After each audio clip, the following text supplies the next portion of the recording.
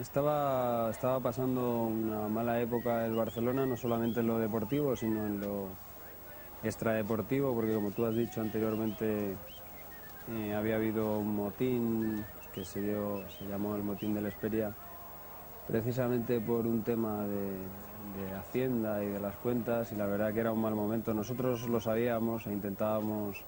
Para nosotros ese partido era como una final, porque sabíamos que de ganarles quedaban prácticamente apeados del título, que era el equipo más fuerte que podíamos tener en Siempre es el frente. enemigo, ¿no? Siempre era el Vaya 10 enemigo a puntos. batir, sí. Aparte ya se sabe que cuando uno de los dos, en este caso el Real Madrid, está líder, el otro, el hecho de no ir líder lo pagaba muy caro. Pero siempre más de Barcelona a Madrid o de Madrid a Barcelona. Da la sensación de que el Barcelona vaya mal se ve distinto que cuando el Madrid va mal en Barcelona. Sí, lo que pasa es que en el título de liga y por entonces, claro, el quedar entre la Liga de Campeones solo se clasificaba el primero, con lo cual el éxito al fracaso era una línea muy estrecha, era quedar primero o no hacer nada, ¿no? Su campeón no servía para nada, por eso la crisis se trasladaba de un sitio a otro dependiendo de la clasificación. En este caso estaba bastante arraigada en Barcelona. Estamos viendo ya casi todos los jugadores del once titular de entonces Leo Benhacker, el Real Madrid, que forma ya con Paco Bullo bajo palos, con una alineación un tanto atípica, ahora nos la comentas, Michel, Chendo, Camacho, Jankovic, Maqueda, Gordillo, Butragueño, Michel con el dorsal 8, decía antes lo de 4, en la posición de 4. Eso sí. Hugo Sánchez con el 9, Paco Llorente y Rafael Martín Vázquez con el dorsal 11. El Fútbol Club Barcelona, entrenado por Luis Aragonés. Nombres también históricos: Zubizarreta, Gerardo, Migueli, Julio Alberto, Víctor, Moratalla, Carrasco, Bert Schuster, Roberto, Gary Winston Lineker y Urbano. En el Real Madrid faltaban 3 hombres importantes, sobre todo en la defensa, y por eso, por lo que tú pasaste a ocupar la posición de líder. Estaba lesionado Tondillo, estaba lesionado Manolo Sanchís también, y no teníamos un hombre... Y Gallego. Sí, Gallego, que había tenido un problema en el tobillo, y no teníamos un hombre libre definido. A última hora se lesionó Tendillo, que era el que supuestamente iba a jugar ahí, entonces la decisión por la mañana, yo hablé con Benaker y me dijo la posibilidad de jugar de libre porque necesitábamos sacar el balón de atrás jugado. Nosotros delante de la línea defensiva teníamos a Jankovic y bueno, buscamos esa solución y la verdad que la solución no se dio mal del todo. A mí cuando me decían después del partido que se había sufrido mucho la posición de libre, yo decía que había tenido poco trabajo y lo vamos a ver porque tanto Chendo como Camacho se ocuparon de Carrasco y de Lineker y la verdad es que el sufrimiento fue menor. Pues Uribe Velázquez, el guipuzcoano, ya lo hemos visto, que ha dicho que comience a jugarse un partido siempre distinto, peculiar, diferente, más grande que el resto, ¿no? También para los jugadores. Sí, con frecuencia se dice que es un partido más y se debate sobre esa cuestión. Ahí mentís mucho, ¿no? Y no es un partido más, al contrario. Quien diga eso se quiere cambiar la realidad. Yo creo que ganarlo al Barcelona es algo especial y además, aunque ahí no se gana la Liga, sí que es cierto que quitarle entonces 2 puntos al eterno rival, pues era lo suficientemente motivante como para jugar el partido como si fuese una final. ¿Y en qué es diferente? En motivación, que por supuesto sobra decirlo, pero en pique deportivo, pues también deportivo. Todos sabemos qué es lo que rodea a los enfrentamientos Madrid-Barcelona y no solo en el aspecto deportivo, que es suficiente, sino en el aspecto político, en el aspecto social, en toda esa serie de cuestiones. Yo creo que no se juega, no hay un prepartido normal cuando se juega con el Barcelona, todo lo contrario. ¿Y qué reina más? Ahí estamos viéndote de libre. Sí.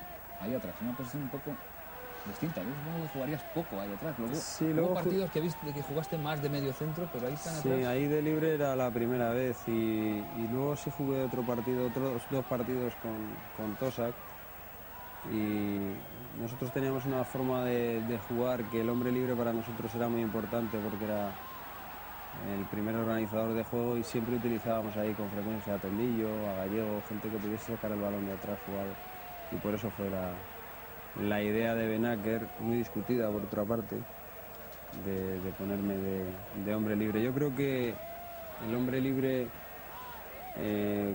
habitualmente cuando participa en las cuestiones ofensivas o de organización del equipo es más un centrocampista que un defensa, ¿no? Para ser defensa hay que estar trabajando, jugar colocadamente, y eso pues no es tan difícil cuando delante tenías a Chendo y y a Camacho, que prácticamente anularon a los dos atacantes del equipo barcelonista. Yo recuerdo que en aquella época se decía de varios jugadores del Real Madrid, entre ellos tú, Sí. trabajabais más bien poco, meterse ahí atrás. Bueno, cada uno tiene que trabajar en lo que sabe, ¿no? Yo creo que era tan valioso Eso, sacar el balón así. el trabajo que podía hacer uno intentando jugar al fútbol, como incluso Martín Vázquez o Jankovic o yo mismo, o Gordillo penetrando por la banda, como el trabajo de desgaste defensivo que hacían Chendo y Camacho, ¿no?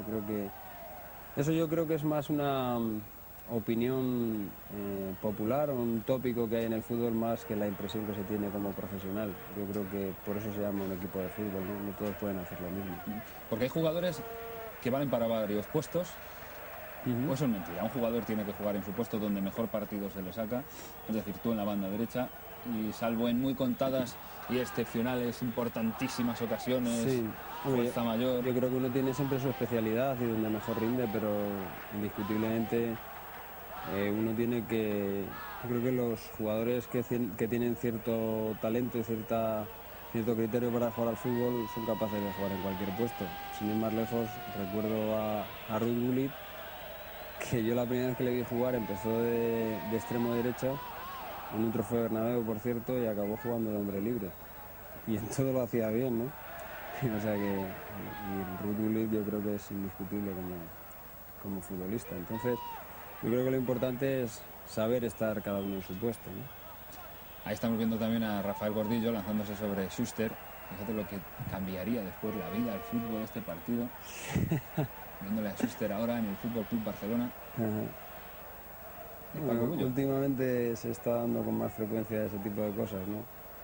En el caso de Luis Enrique, que ha pasado del Madrid al Barça, en el caso de Luis Figo, es decir, bueno, siempre tiene una repercusión mucho más grande en que esas circunstancias se produzcan. Del Barcelona al Madrid hay muchos casos. Yo solamente recuerdo ahora mismo sé de Luis Enrique, del Madrid al Barça, pero del Barça al Madrid empezamos por Samitier, Villa, Nando, Schuster, Figo, el más... Hay muchos más. Yo creo que por historia los jugadores del Barça, y sobre todo las grandes figuras del Barça, que han sido muchas, pues nunca han salido bien, ¿no? El equipo. El mismo Schuster se vino al Real Madrid despechado, Laudrup también, Maradona salió mal, Ronaldo salió mal. Ellos siempre han tenido muy buenos jugadores, grandes estrellas. Nosotros hemos sido mucho más un bloque, ¿no? Por eso hemos ganado más ligas que ellos. ¿Y eso lo notáis vosotros ya dentro de vuestro mundillo? Sí, seguro. Seguro os conocéis. Seguro. Eso se sabe y se palpa. ¿Y qué falla? Mejor que falle, ¿no? Siempre, pero... Pues hombre, yo creo que suele fallar la organización y suele fallar sobre todo el compromiso de esa organización para que los jugadores se sientan bien dentro del club. Bueno, suele pasar, ¿no? Ahí estamos viendo la jugada que de momento deja ahí lugar a la duda, ¿no? Duda ninguna. La caída de Paco Llorente. Para mí ha habido un penalti claro, porque además Paco Llorente no era un hombre que se dejase caer. Fíjate en la posición de remate y se ha agarrado, empujado por Julio Alberto, ¿sí? Se nota también en el momento de pitar el penalti. En un Madrid-Barcelona hace falta que sea distinto el penalti para que lo pite el árbitro, sea en el Nou Camp o en el Bernabéu. Para que se arranque el árbitro hace falta una jugada muy clara y que sea de un criterio bastante definido, porque si no, no te creas que se anima mucho. Y más a favor del de casa. Y mucho más ahora que funcionan los teléfonos móviles en el descanso y le dicen al árbitro si se ha equivocado o no en el descanso, ¿no? ¿Cómo es eso? Sí, porque muchas veces ocurre, ¿no? Que... Fíjate que parada de Paco Bullo ahora. Sí. Al remate de Roberto. Esa llamada ley de la compensación se utiliza con mucha más frecuencia ahora, ¿no? Hay ocasiones. Tremenda. O sea, que te consta que hay árbitros que reciben llamadas. No es que me consta, es que me lo imagino, vamos, porque si no el comportamiento de uno a otro tiempo es bastante distinto, ¿no? De la primera a la segunda parte los comportamientos son distintos. Ese Barcelona que vemos ahora, que estaba pasándolo muy mal en la Liga, ganó luego la Copa del Rey en el Santiago Bernabéu frente a la Real Sociedad. Es un equipo que no se comprometió tanto con el club como lo hizo con su entrenador, con Luis Aragonés, que consiguió que en una situación tan extrema de dificultad como ese equipo, pues sacase adelante la Copa para llegar a la Copa del Rey y estar en la Recopa el año siguiente. Que yo creo que además al año siguiente ganaron la Recopa, ¿no? Cuando llegó Cruyff. Y todo, quizá también queda patente aquel compromiso de los jugadores con el entrenador, porque esa final que tú dices fue el 30 de marzo, miércoles santo, en el Bernabéu, gol de Alexanco. Contra la Real Sociedad, sí. Y comentábamos antes que unos días antes, en una concentración en el Hotel Hesperia, que es donde se concentraba el Barcelona, había un conato de motín. Al parecer, y según me cuentan, mi memoria en aquellos años... No eras tan joven, ¿eh? Sí, lo era, sí. Pues yo el único que se acuerda soy yo ahora. No te voy a decir la edad que tenía entonces, pero vamos, no me acuerdo. Qué canalla, ¿eh? El caso es que al parecer era por cuestiones, como bien decías tú antes, de Hacienda, que no estaban demasiado conformes los jugadores en concepto de que se les pagara, si en blanco, en azul, negro.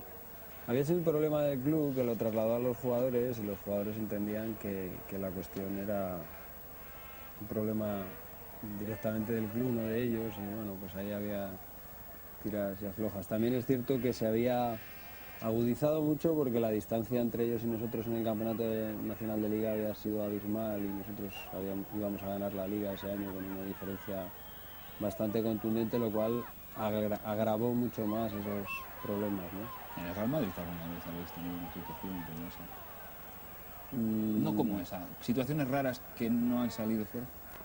Pues mira, cuando un equipo, te digo, ¿no? Si el Barcelona era el que iba al primero y nosotros andábamos a la zaga, pues es normal que todos las crisis van y vienen dependiendo de ser segundos o primeros, ¿no? Eso que se dice muchas veces de somos un grupo unido y todas estas cuestiones, pues normalmente cuando las cosas no van bien del todo, pues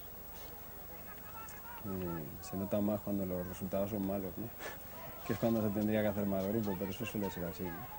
Nosotros es cierto que en esa época andábamos muy bien, teníamos unos resultados bastante contundentes y en ese sentido pues no se notaba tanto. Era una época buena para nosotros. Estamos viendo un Real Madrid también un tanto peculiar porque después con Tosak sí se jugó con, no sé si decir 3 o 5 atrás. En este partido estás jugando tú junto a Chendo y Camacho de central, que sí. Tampoco son dos hombres centrales, sino más bien de banda. Sí, porque nosotros recurríamos a que los dos laterales marcaban, digamos, a los dos delanteros de ellos, porque nosotros teníamos mucho recorrido por fuera con Gordillo y yo cuando jugaba en la banda, ¿no?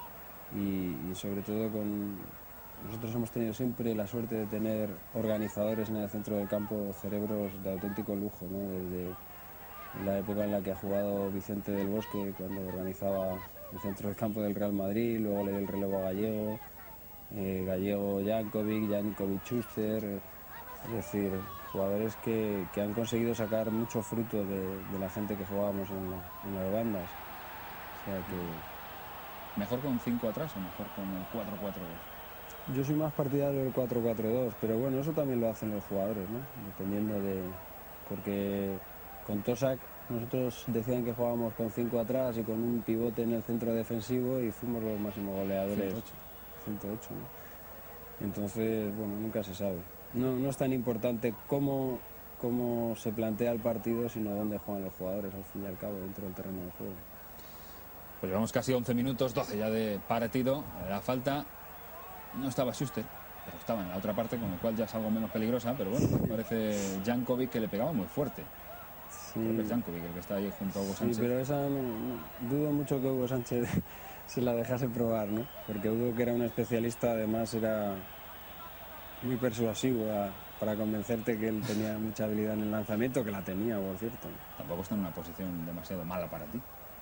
No, pero estando Hugo, estando Schuster, nosotros no teníamos muchas posibilidades.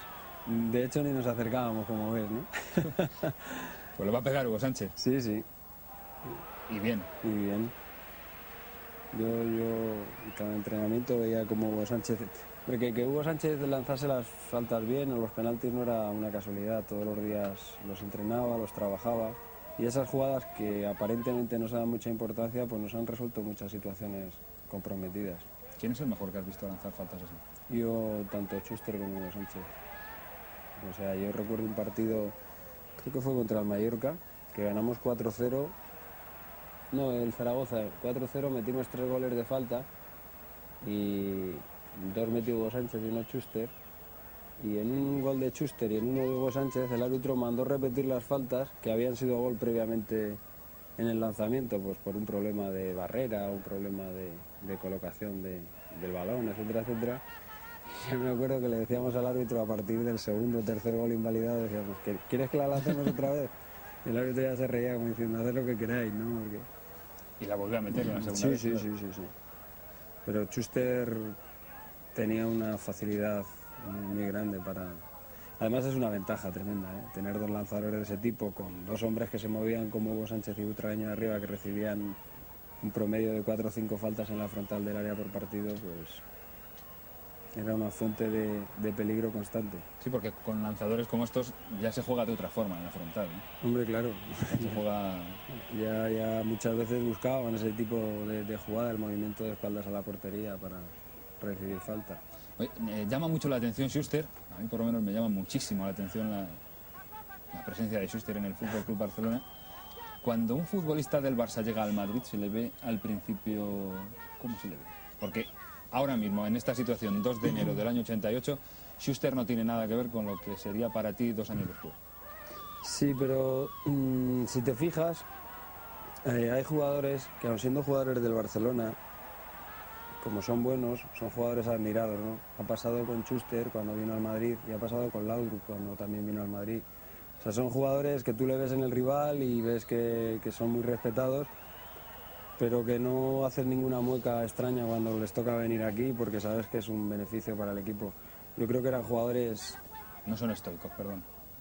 No, aparte yo creo que Stoichkov nunca hubiese venido al Real Madrid, ¿no?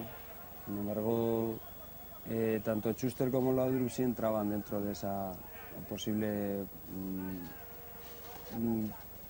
yo creo que estaban muy contentos con venir aquí porque disfrutaban mucho del juego, porque también es cierto, fíjate, el Barcelona ahí, en general lo que tiene es un centro del campo más bien trabajador, con Víctor, con Urbano, con Roberto. Sin embargo, nosotros teníamos un centro del campo capaz de manejar el balón en general por todos los jugadores. Eso también se notaba, ¿no?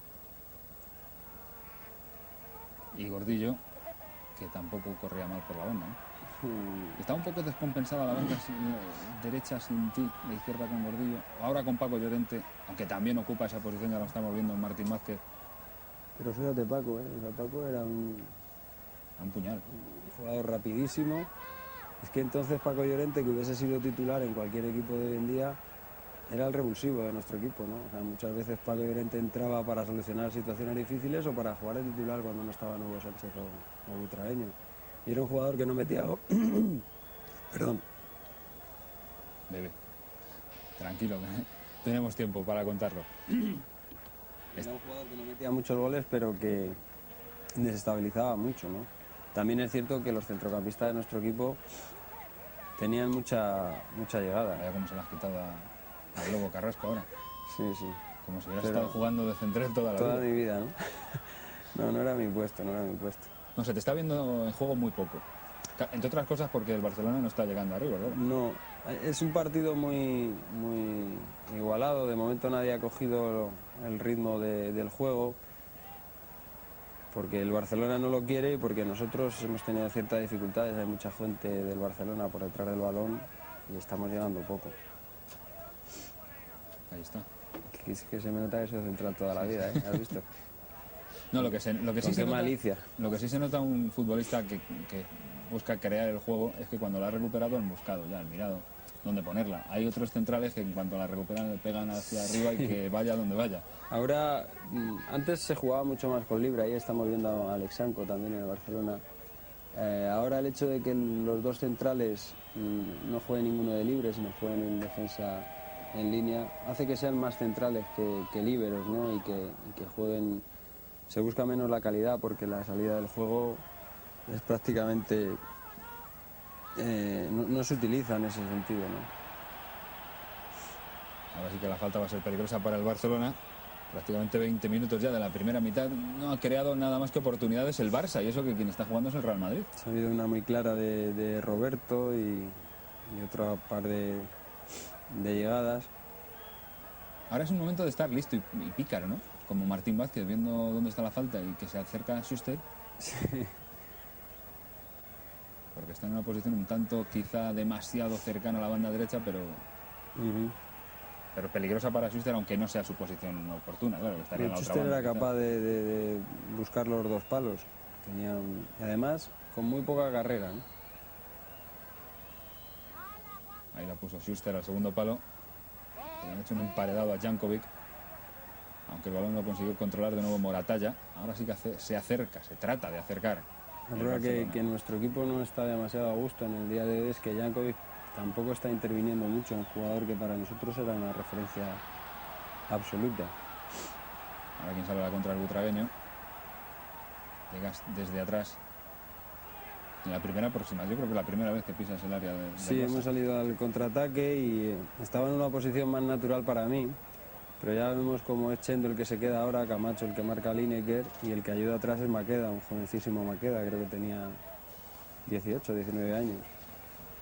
Un jugador muy valioso para nosotros, Maqueda, porque no solamente jugó en el centro del campo, sino como defensor. Lo que sí se ve es que el césped está horroroso. Sí. Eso también ha mejorado el fútbol. Sí, muchísimo. Yo ahora veo el césped de la mayoría de los estadios, incluido el Santiago Bernabéu, y tengo una envidia sana. Nosotros, en invierno sobre todo, el estadio en el fondo sur era muy complicado, no daba el sol con la nueva marquesina y no lo pasábamos demasiado bien jugando. El balón que has puesto a Butragueño, al final ahí con un poco de picardía, también de suerte se lo llevó. Y creo que es la mejor oportunidad del Real Madrid, en este caso para Hugo. Se enfada Zubizarreta. Eso es lo bueno que teníamos nosotros, es que cualquier balón con poca presencia entre Butragueño y Hugo Sánchez eran capaces de crear una oportunidad. Fíjate, dos defensores, Zubizarreta 3, ahora aparece Moratalla, Julio Alberto, 5 más el portero contra 2 de nosotros y casi metemos un gol, ¿no? Esa es la jugada que quizá buscaba Ben Hacker poniéndote atrás, ¿no? Que sacaras el balón así. Sí, porque además el Barça era un equipo que presionaba bien la salida del juego y si no tenías a alguien que pudiese sacar el balón de atrás te complicaba mucho la vida. Fíjate qué centro del campo tenía. Sí, artistas ese, el rubio. Muy artista, por cierto. Porque el resto, pues como bien decías antes, Víctor la verdad es que no destacaba demasiado por la calidad, ¿no? Aunque también es bueno tener alguna vez... Sí, hombre, claro, aparte era un equipo más... Lo había hecho Venables, ese equipo, era un equipo muy fuerte, muy aguerrido y sobre todo muy trabajado en el centro del campo. Fue cuando empezó a venir el pressing a España, cuando Venables vino al Barcelona. Y a trabajar más, sobre todo arriba, ¿no? Trabajaban mucho, trabajaban muchísimo. Era muy difícil sacar el balón jugado. Bueno, que está faltando, porque no se llega arriba, se tiene el balón, el Barça está bien cerradito atrás. Ajá. Nos está faltando mucho que Jankovic tome el ritmo del juego. Jankovic era un jugador indiscutible para nosotros, para saber cómo, para el termómetro, ¿no? Para saber cómo la capacidad que teníamos. Si Jankovic tomaba el ritmo de las operaciones, podíamos estar tranquilos. Ahí ha tocado sensacional ahora el primer toque. Un jugador que arriesgaba y que además, muy raro, ¿no? Un jugador que arriesga que pierde tantos balones. Estuvo poco, temporada y media solamente. Sí, que solo se admitían 2 extranjeros, entonces vino Schuster y pesó más el nombre que la calidad en ese caso. Jugador sensacional y persona magnífica, ¿eh? ¿Tú crees que primó más la calidad que el nombre en ese caso? Jankovic tenía mucha calidad, ¿eh? Y yo no lo hubiese dejado escapar tan fácilmente. De hecho, el Madrid le dejó irse al Anderlecht, no le dejó irse a ningún equipo español porque hubiese sido una referencia cada domingo verle jugar en otro equipo. Bueno, y este Barcelona, destacamos a Schuster porque es obvio que hay que hablar de él por encima del resto. O también a ese 10, a Lineker, ¿no? Está Lineker también. El Carrasco arriba, que era sí. sobre todo rápido. Lineker era uno de los jugadores que llamó mucho la atención su contratación en España. Vino a España precedido de una gran fama, era un goleador puntual cada año en Inglaterra cuando estaba en el Tottenham, y un jugador que en España, bueno, bajó un poco el nivel porque en Inglaterra era un ídolo y aquí pues no lo pasó bien del todo. Menos que ha tocado ahí Moratalla lo justo, porque la jugada de Butragueño... Sí es cierto que nosotros bueno. estamos llegando con poco peligro, pero sí es cierto que la sensación cada vez que llegamos a las inmediaciones del área es mayor que cuando la tiene el Barcelona. Y ves, poco a poco está entrando juego Jankovic, que el equipo nuestro ha mejorado mucho. Cuando se le tiene así al Barça, que en cualquier momento puede llegar el gol, hay más prisas que ganas, no quiere dejarle de todo para marcar.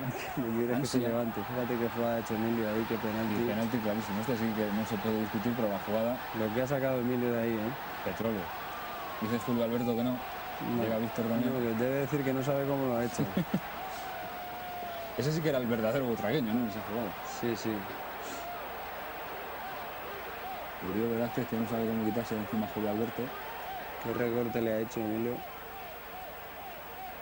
Ahí estamos viendo de nuevo la jugada. Fíjate cómo ya se... Primero cómo se desmarca. Es muy habitual en diagonal. Se recupera. Se lleva el balón en el suelo cayendo. Sí. Y mira ahora lo que pasa. Y cuando nota el contacto, ¿Tú crees? coordina Sí. el caerse por el agarrón con la mirada al árbitro. Pues la jugada es sensacional y el penalti para el Real Madrid. Puede marcar Hugo Sánchez. Bien decía esto antes, que tenía una seguridad absoluta en el lanzamiento. Y bueno, tampoco estaba demasiado Zubizarreta ducho en esos lanzamientos. No era frecuente que Zubizarreta le tuviese un penalti, pero tampoco lo era que Hugo fallase, era un auténtico especialista. Nosotros sabíamos que cada vez que había penalti, pues teníamos más cerca al estar por delante en el marcador.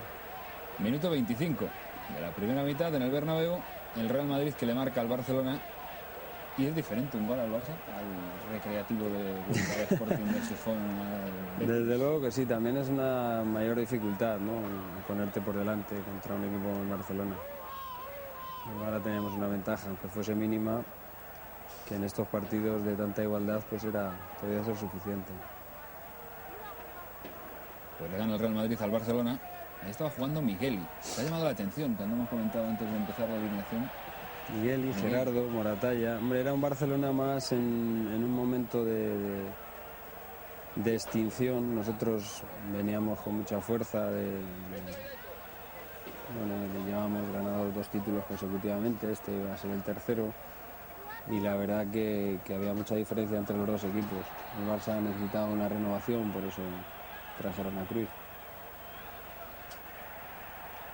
El Bernabéu ahora sí que ha explotado definitivamente. Además va a haber cartulina amarilla a Gerardo.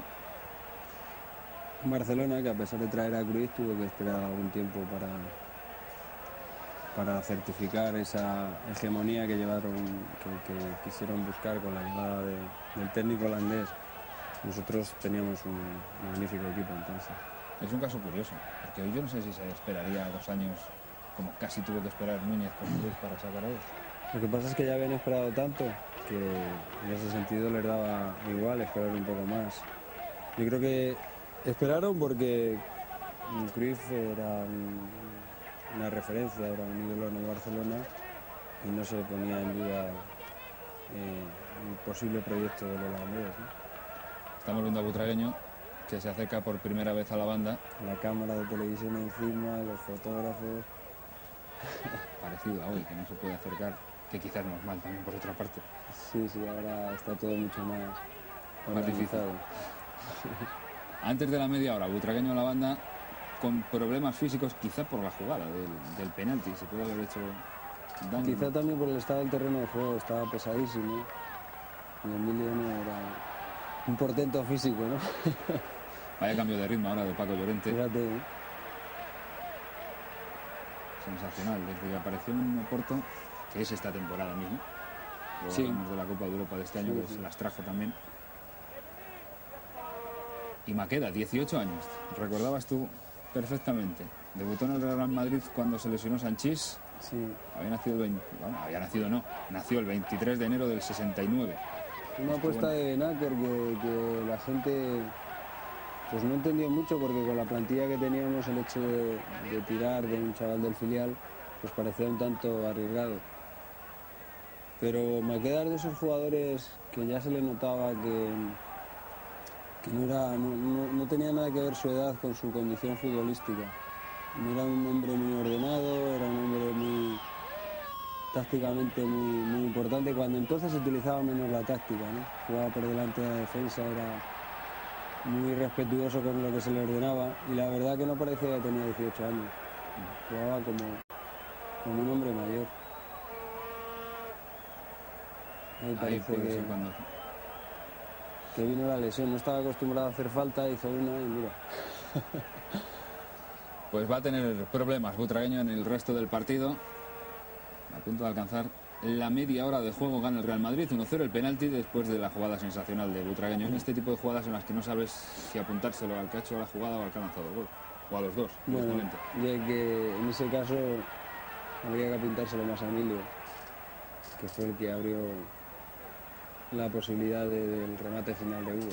A Hugo estábamos tan acostumbrados a que acertase. Ahí ha entrado por el centro y ha faltado ahí solo el centro de Martín Vázquez, que no era perfectamente un hombre con falta de técnica como para haberlo puesto sensacional. Yo creo que lo botó un poquito antes, eso facilitó el error. Pero es la segunda o tercera vez como mucho que te acercas a la portería, y ahí es donde se nota que estás atrás por circunstancias, ¿no? Te tira el querer ir hacia adelante, pero... ¿Cuesta mantenerse atrás? Jugando toda la vida adelante, buscando la portería rival. Lo que es mucho más cómodo, se ve el partido con mucha más objetividad, porque juegas menos acelerado, porque estás mucho más responsabilizado, sabes que no puedes cometer errores, jugar mucho más práctico. Bueno, no está mal jugar ahí. Sobre todo que se puede jugar ahí hasta mayor edad, ¿no? Eso dice, pero yo creo que cuando juegas de libre y eres un hombre activo, si juegas de libre parado atrás y metido en la cueva, como dicen, pues poco ayudas al equipo. Por lo tanto, eso que dicen, no, si se juega de libre, cuanto mayor mejor. Hombre, yo creo que no. Si eres joven y tienes capacidad para jugar de libre, pues mejor que mejor, ayudas a todos. Carrasco es el que, bueno, arriba en el Barcelona no se le ha visto a nadie. Lineker un poco, pero Carrasco ha aparecido ahora. Es que vaya dos carceleros que tenemos ahí atrás, el Chendo y Camacho. Ahí sí que se va Llorente de nuevo buscando entre dos, ya le fue muy difícil, porque aparecía por allí Víctor y pide falta. Este Maqueda, siempre colocado, otra vez a empezar. En el área, le ha faltado ahí que estuviera bien el césped. Se escurrió un poco precisamente por lo blanco que está. Ese recorte en 1 metro. En un baldosín, regateaba en el baño, ¿no? Eso lo han conseguido pocos. Porque, por ejemplo, tus regates no eran de eso, ¿no? No, porque yo tampoco tenía la velocidad de reacción que tenía Emilio, ni esa movilidad. Emilio era un hombre de esa calidad, de ese último metro, de esa repentización, que no era fácil entenderle cuando hacía ese regate. Pues ahora quien llegaba era el Barcelona, ha tenido que enviar el balón. Penalti. Voy a decir que ha enviado el balón a córner. No Camacho. Y este es el penalti que después en las crónicas del día siguiente en el diario AS, con mucha sorna, se habla de él, como que del regalo de Luis Aragonés, como que Uribe Velázquez. Penalti no fue, desde luego. Estos son de los penaltis que uno no cuenta, porque al final el equipo acaba ganando, pero el que despeja el balón es Camacho, claramente. A pesar de las bajas de Sanchís y Tendillo, de la lesión de Butragueño, puntos suspensivos, y del regalo del penalti de Uribe Velázquez al Barça. Sí, no se entendió mucho la acción, porque además ningún jugador del Barcelona había reclamado la acción como un posible penalti. Mira cómo Camacho llega, y creo que el de su despeje, claramente. Incluso Roberto no es que se deje caer, es que por la acción del juego cae. Pues la va a lanzar otro que lo lanzaba mal también los penaltis. y así lo certificaba. Empate a 1. 33 minutos de la primera parte, de regalo marcaba el Barça, que no había hecho absolutamente nada, que no se había merecido nada, pero empate a 1. Mira Hugo Sánchez, no espera a oferta gallola la llegada del árbitro. Y el árbitro que ya empieza como a dudar de si ha sido penalti o no, ¿no? ¿Eso se les nota en el momento? Sí. ¿Y lo llegan a decir en algún momento? No, eso no. Nunca. El mundo se va. Mira este jovencito Paco Grande, ¿eh? Hace 13 años. Mi compañero ahora en Televisión Española. Y este es el debut de Aldana. Habían subido los dos, Aldana y Maqueda. Sí. 21 años, minuto 33 de juego, Adolfo Aldana Torres, del año 66, entonces tenía 21 años, gaditano. Estuvo en el Madrid desde el 87 hasta el 92, 3 ligas, y llegó a ser una vez internacional. Después, en el Deportivo de La Coruña es donde quizá volvió a destacar. Jugó muy bien en el Deportivo, de hecho cuando estuvo en el Deportivo fue cuando llegó a la selección española. Luego tuvo una lesión de ligamentos cruzados y eso le frenó un poco su progresión. Era un jugador con muchas condiciones, pero a veces un poquito acelerado. Él era mismo su propio enemigo, pero tenía unas condiciones futbolísticas muy buenas. La jugada de Martín Vázquez, el balón que se marcha directamente fuera, y ahora el cambio quizás se coloque, bueno, ya lo estamos viendo prácticamente, Llorente arriba junto a Hugo Sánchez. Sí, Martín Vázquez a la derecha, Aldana un poco más de media punta, pero lo que es cierto es que nosotros teníamos ahí sobre el terreno de juego 3 o 4 jugadores que habitualmente no eran titulares. Para afrontar un derbi, pues parece un hándicap que no era en realidad, ¿no? Porque se calienta. Sí. Zarreta ya no suelta el balón. Vamos a ver la acción repetida. Está tomada algo tarde, no se acaba de apreciar en concreto, y viene lo que ocurre en esta jugada en la que la cesión es de Julio Alberto. Y bueno, llega Hugo Sánchez metiendo el pie donde... Un poquito tarde, ¿no? Un poquito tarde. No era Zubi de los que se quejase por Hugo Sánchez quien sea amiga, nada tampoco. No, ni mucho menos. Esta es la acción repetida. La inclusión por la derecha de Martín Vázquez. Cambio de ritmo de Martín Vázquez, el manejo de las dos piernas. Para mí el jugador de nuestra época, de nuestra generación, con más condiciones de todos. ¿Más completo? Absolutamente. Técnicamente un jugador de un alto nivel. Manejaba todas las versiones interesantes que debe manejar un jugador en el centro del campo. Utilizaba las dos piernas, el cambio de ritmo, la fuerza, la velocidad. Era trabajador defensivamente y con un gran criterio para jugar al fútbol. Creo que fuiste tú mismo quien nos contó aquí mismo también que esas acciones, esas pasadas de tres pueblos, ahora Hugo Sánchez, que no eran calentones, que era todo premeditado. Luego después se lo pregunté a él y no acabó de decirme ni que sí ni que no. Sí, yo creo que Hugo... Que era más frío de lo que parece ahí en esa acción, por ejemplo. Sí. Yo creo que, ¿ves? Fíjate, entre el penalti pitado, la acción de Hugo, de momento como está el público, por si acaso no tenía bastante con el derbi, pues que hay partido, ¿no? Y el público ya incondicionalmente no está solo contra el Barcelona o a favor de nosotros, está contra el árbitro. Eso influye también, ¿no? Eso es una presión ambiental añadida. Ha sacado Chendo el balón de cabeza para que lo bajes con el muslo derecho. Te preguntaba por el árbitro cuál es la cosa más extraña que has notado en cambio de actitud después de actitud con C, no con P. Sí. Después de un error como este, acabamos de ver. Frecuentemente sigue ocurriendo, eso es una variación, no ha existido una variación en el comportamiento de los árbitros. Pasa muy a menudo que después de un tremendo error, el árbitro, quizá por la reacción de los jugadores, incluso de los que han recibido el favor o de los que lo han sufrido, el árbitro se da cuenta que se equivoca y es mucho más benevolente. Por ejemplo, en la acción de Hugo Sánchez, si pita falta en condiciones normales lo tenía que haber amonestado, pero ya no estaba al horno para ellos, ¿eh? Ya también contaba Joaquín Ramos Marcos que en un partido de fútbol el árbitro también le dice de todo al jugador. Sí, yo creo que ¿El árbitro también? Muchas veces se especula con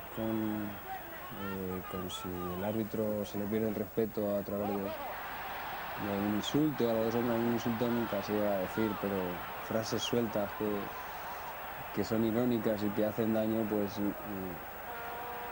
informan al árbitro de cuál está siendo la situación, ¿no? Menos mal que levantó la banderola ahora. Vaya vidita que llevamos, vamos a hacer caso a todo, cosas de esas, ¿no? Luego hay veces también en las que ya la cosa va a mayores y aparecen las tarjetas, ¿no? Sí. Mucho más por protestar, como siempre pasa, que por acciones violentas. Está pidiendo Hugo Sánchez abajo. La jugada creo que era Aldana. Y ahora el disparo de Paco Llorente para Zubizarreta, que después de todo, ya estamos en el minuto 38, no ha tenido demasiado trabajo. Sí, No. Paco Bullo ya ha hecho un par de paradas. Todos estos partidos eran de mucha igualdad, ¿eh? Eventualmente los resultados no eran demasiado contundentes porque los dos equipos con diferentes estilos pues tenían cierto poder. Ahora ya sí que, como bien decías, ha volcado Martín Vázquez a la derecha, Sí. sigue Gordillo por la izquierda. Y fíjate que Martín Vázquez podía jugar por la izquierda, por la derecha, de media punta, Paco Llorente igual, en el centro del campo, incluso arriba.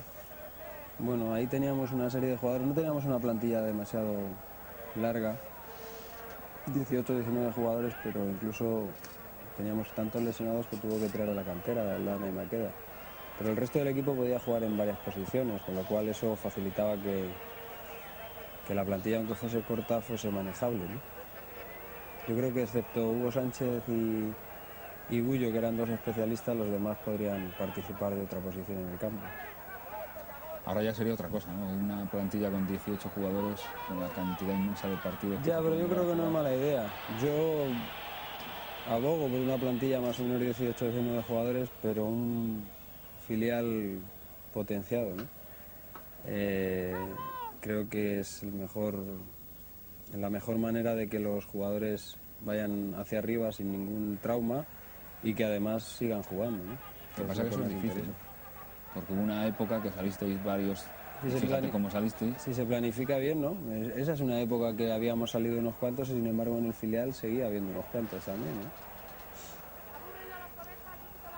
El balón para el Real Madrid. 40 minutos de la primera parte, aunque parezca mentira, porque el partido no está para ello. Empate a 1. Pues sí, ha sido un partido de mucha igualdad, ¿no? El terreno de juego tampoco permite muchas habilidades, excepto que las justas, pero fíjate como cada vez que te despistas, sí se ha en el crecido centro algo del campo, un poquito más sí, arriba después sí, del sí. gol.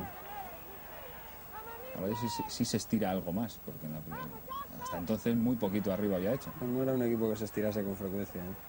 Era un equipo... por eso ese año en la Liga era un equipo que obtenía mejores resultados fuera de casa que en casa. Y también por eso luego el cambio drástico de forma de entender el fútbol con la llegada de Cruyff. Porque Es que estos yo años creo que un fueron muy equipo feos. grande tiene que apostar más por la ofensividad, por el ataque, que por la especulación, como estaba ahí haciendo el Barcelona. Yo creo que muchas veces los equipos grandes fichan a jugadores o a entrenadores que es... Ahí va Paco. Le ha faltado a Aldana poder tocarla, lo justo. Porque no íbamos todos a la misma velocidad, ¿eh? Decía que muchas veces... Fíjate cómo se mete entre dos ahí. Es que parece que los demás están parados, ¿eh? Decía que muchas veces los equipos suelen fichar a los que se entienden son los mejores, pero no son precisamente los que se necesitan, ¿no? Yo creo que un entrenador, al igual que un jugador, debe ir un poco en correspondencia a la filosofía y al estilo del club. No se pueden hacer cambios drásticos en la dirección de un equipo. Traer a un entrenador que juegue con un estilo definido que sea totalmente, radicalmente opuesto al otro que vaya a venir, porque si no, no le valen ni a los jugadores. Y eso el público acaba por notarlo. Pues estamos a punto de alcanzar el descanso. Que, por ejemplo, la gente en el Bernabéu, aunque se gane, lo que quiere es que se juegue bien, ¿no? Sobre todo eso. Y eso se nota abajo también, ¿no? Se nota el murmullo y cuando empieza el murmullo, mala cosa. Tú que conoces, casi iba a decir, todos los públicos del mundo futbolístico, ¿es verdad que es el más injusto a la vez que... Golazo. Fíjate cómo ha levantado la cabeza Gordillo, cómo le ha puesto el balón y Hugo Sánchez corriendo hacia atrás ha pegado un cabezazo inapelable, ¿eh? Fíjate la facilidad de Gordillo para sacar el centro. con esas piernecitas que tenía. Ahí se salvó, precisamente. Ahí, en esos momentos, en esa piña también sería imprescindible un micrófono. Sí, sería, fíjate que centro, a la espalda de Moratalla, entre medias de Julio Alberto y el cabezazo de Hugo. Que la pone justo donde no va a llegar nunca Zubizarreta. Nadie. Pero qué listo Hugo Sánchez cómo se mueve a la espalda sabiendo que el que le puede poner el balón es Gordillo. Y se la pone, ¿eh? ¿Qué se dice en una piña de esa? Pues no sé, cualquier cosa, lo que se te ocurre. De todo. Muchas tonterías, eso sí. Sí. Cosas irreproducibles, cosas impensables. Un momento de satisfacción. Y, bueno, no siempre uno controla lo que se dice. Te decía que si el público del Bernabéu es a la vez el más exigente y el más injusto, como muchas veces se dice. Bueno, cuando uno es exigente, muchas veces es exigente con lo demás, no con el mismo criterio, es exigente con uno mismo. Pero yo creo que el público del Bernabéu está tan acostumbrado a ver a su equipo jugar bien que lo reclama. Lo que pasa es que a veces es poco paciente, ¿no? ¿Tú alguna vez lo sufriste? Mucho. He sufrido lo bueno y lo malo, pero malo es que pase inadvertido, ¿no? Eso es lo peor, ¿no? Bueno, pues el Real Madrid ya que gana 2-1 después del cabezazo tremendo de Hugo Sánchez, que tampoco había hecho demasiado, había creado 2-3 jugadas como mucho, pero 2 goles. Pero Hugo no era un hombre que apareciese con frecuencia, nada más que en el momento oportuno. Ahora buscaba el centro por delante de Roberto. Ya sabes que cuando Hugo aparecía es para sumar. Y esta temporada de nuevo volvió a ser Pichichi. Ya hemos visto que ha marcado los 2 goles. Temporada en la que ganó el Real Madrid, luego hablamos de ello, la Liga, con una ventaja además extraordinaria. Y luego fueron 29 los goles que marcó Hugo Sánchez, en este caso 29 Pichichi. Segundo Rubén Sosa del Zaragoza con 18, de 18 a 29. Sí, había una diferencia abismal, ¿no? entre Hugo y los demás delanteros. Fíjate que Lineker, que puede pasar en el otro grande, en el Barcelona, como el más firme candidato a marcar goles, marcó 16. Es que tú marcaste 14 esa temporada. Sí, esa temporada metí 14 goles. Nosotros andábamos finos. Recuerdo que Hugo metió 29 y que un periódico especuló con que si Hugo Sánchez no hubiese tirado los penaltis, los hubiese tirado yo, como en otra época fue así, hubiese sido yo Pichichi. Por eso no fui. Porque el que los metía era Hugo y además era muy eficaz. Pues tiene más mérito. Yo creo que los penaltis... Si lo vemos así, tienen más mérito. No, los penaltis hay que meterlos, ¿eh? Que luego llega una final de la Copa de Europa y se fallan y suman igual, ¿eh? Por si acaso. 2-1 el Real Madrid, que le gana al Barça a punto del descanso, el 2 de enero del año 88, en la 16ª jornada de Liga, en el Bernabéu, completamente lleno, podemos decir, y además con una fiesta después del regalo de Oriol Velázquez. El regalo de Navidad, hombre. El regalo de Reyes, 2 de enero, están a punto de llegar los Reyes Magos y Oriol Velázquez, que no se quiso olvidar, en este caso, del Barça. Sí. Ahora que busca el contragolpe de Carrasco, que ya se le ha visto en 2-3 jugadas como mucho, y ahí se le ve la velocidad tremenda. Tenía muy buen cambio de ritmo Carrasco y tenía una virtud muy grande, que es que siempre llevaba muy cerca el balón del pie, no era fácil que se le fuese. Y además manejaba las dos piernas con mucha facilidad. Eso es un valor añadido para cualquier jugador, el que sepa manejar las dos piernas. Nunca sabes para dónde te va a salir, que se lo preguntan a los defensores de Figo. Siempre. Sí, porque sobre todo un defensa, saber en un futbolista que solamente tiene una pierna ya es una ventaja. Sí, porque ya sabes para dónde te puede salir y con qué eficacia además, entonces le vigilas más. Por ejemplo, como parar a Paco Llorente, ¿no? Fíjate qué velocidad. ¿Y cómo le ha tenido que parar Julio Alberto? Yo le decía a Paco, si yo tuviese tu velocidad, y me decía muy lacónicamente como es él, ¿no? Entrarías mal, chaval. Decía, yo no corro porque no pienso. Fíjate que remate, ¿eh? A veces decía la gente, no, es que centráis muy bien, es que, claro, Hugo remata porque los centros son muy buenos. Bueno, este centro de Paco no era malo, pero el centro lo hizo bueno, el espectacular remate de Hugo Sánchez. Fíjate dónde le va el balón y si no está Zubi hábil, la tiene en la red ahora, ¿eh? casi más fácil para rematar de cabeza que como lo ha hecho. Sí, pero 2 goles de Hugo Sánchez, un remate a puerta que casi el gol. Fíjate si es eficaz. Mira cómo suena el Bernabéu. El público estaba muy mentalizado, quería que ganásemos y además el equipo se entregaba independientemente de quién jugase, ¿no? Pues así se retira Hugo Sánchez al descanso, por supuesto, 2-1. Y lo que se ve en esa imagen, sobre todo, cómo estaba el terreno de juego, iba a decir el césped, si es que no hay césped. Sí, no, en invierno estaba mal. Además no era césped como tal, era grama, con lo cual hasta que no llegaba para tener esa mínima ventaja en el marcador. Preguntante por el descanso en un Madrid-Barcelona, diferente también a un descanso en Es de otro los días que menos se habla en el descanso, porque incluso de los días que menos se prepara el partido, porque ya se sabe lo que hay que hacer. Durante la semana se habla de tanto que ya no quedan argumentos como para seguir valorando. Si alguien no conoce este partido, no hace falta decirle más. No hay que decirle mucho, ¿no? Primeros segundos de la segunda mitad. No hay cambios en ninguno de los dos equipos. Ya hubo uno en el Real Madrid. Recuerden, se marchó lesionado butragueño en el minuto 32. Entró y debutó Adolfo Aldana. Vaya momento también, ¿no? Para debutar en Madrid-Barcelona. Pues no debe ser mal momento, ¿no?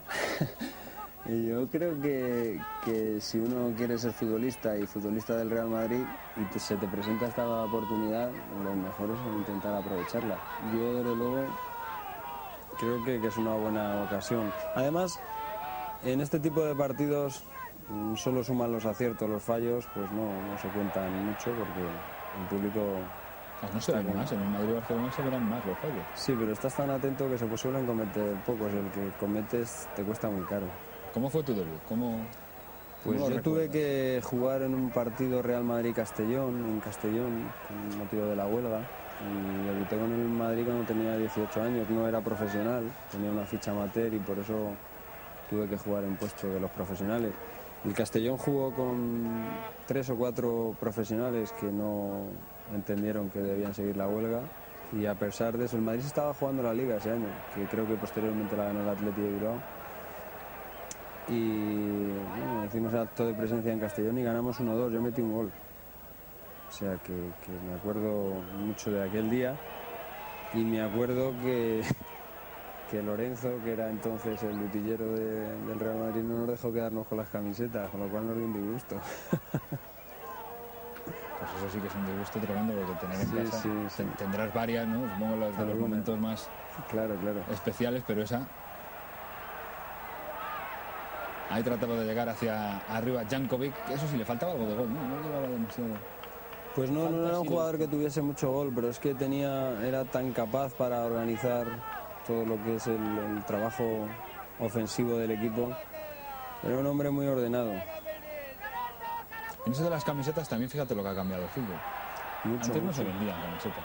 No existía. El fútbol ha cambiado, claro, ha cambiado mucho, para bien, para todo. Entonces había un medio de comunicación que transmitía partidos que era Televisión Española, y ahora transmite todo el que quiere. Ahora hay mucho más dinero, hay mucha menos imaginación también, hay mucho menos sentimiento por los colores, hay mucho menos compromiso con las camisetas, pero es que todo ha cambiado, ¿no? Hay mucho menos sentimiento por la camiseta. Sí, porque todo se ha hecho mucho más comercial, mucho más espectáculo, mucho más profesionales. No olvides que el 98% de esos jugadores que hay sobre el terreno de juego con la camiseta blanca, cuando perdían, que ocurría alguna vez, no solamente perdían como profesionales, sino primero como aficionados, y eso era doloroso. Yo no critico lo que ocurre ahora, sino que es que la sensación y la situación ha cambiado, ¿no? Ahora todo se mueve mucho más saben los jugadores que la profesión es corta y hay que aprovechar. ¿Y eso se nota en el campo? Quiero decir, entonces, ¿dabais más que ahora al no ser tan... No, eso sí que no. Un jugador de fútbol es capaz de, a través de su profesionalidad, dar todo lo que tiene. Lo que pasa es que, bueno, es otra manera de ver las cosas, ¿no? Es otra manera ahora menos sentimental, pero tan válida como antes. Aprovechando lo que estamos hablando, supongo que hay varios equipos, muchos intentarían que dejaras el Madrid, ¿no? ¿Qué faltó para no faltó nada, solo que para un chaval de Madrid que había jugado desde los 13 años en la cantera del Real Madrid, llegar al primer equipo y bueno, yo estoy convencido y muchas veces lo he dicho, que a cualquier jugador de Europa de esa época haberle dicho que jugase en el Madrid lo hubiese firmado. Yo que estaba porque me iba a marchar, ¿no? Pero te salieron novia. Pues sí, pero como a todos los jugadores del Madrid, ¿a quién no? ¿Y esta? ¿Del Barça? No, esa no. Y también supondrían que nunca nos iríamos al Barça. Yo creo que eso era... se daba por hecho, ¿no? No nos veíamos nosotros con otra camiseta, sobre todo con la camiseta del Barça, ¿no? Entonces se decía mucho que los italianos, ¿no? El Inter, el Milán, quizá. Sí, era un mercado que tenía muchísimas posibilidades económicas y además muy pocos recursos que generar, porque en Europa, bueno, no era una época buena, por ejemplo, con los clubes ingleses que estaban vetados por la UEFA por el problema que hubo con el Liverpool en la final. Y digamos que españoles, además salimos de una generación de gente joven que rápidamente fue un reclamo para los equipos italianos, que entonces había una diferencia tremenda en el aspecto económico con respecto a los españoles, ¿no? Pero como de 25, 30, 50 a 1, ¿no? La diferencia. Vamos, que por dinero no te fuiste de Madrid. Te quedaste no por dinero. Sí, habitualmente, pero no solo yo. Hay muchos jugadores que seguramente hubiesen ganado mucho más dinero en otro equipo, pero no hubiesen jugado en el Real Madrid. ¿Y qué habría hecho falta o qué fue necesario? ¿Qué hubiera sido necesario para que sí que hubieras decidido en algún momento? No, yo creo que nada en absoluto, ¿no? Era una cosa además que ni te planteabas, ¿no? Te parecía extraño el poderte ir de Madrid, ¿no? Te tenía que sacar la Guardia Civil.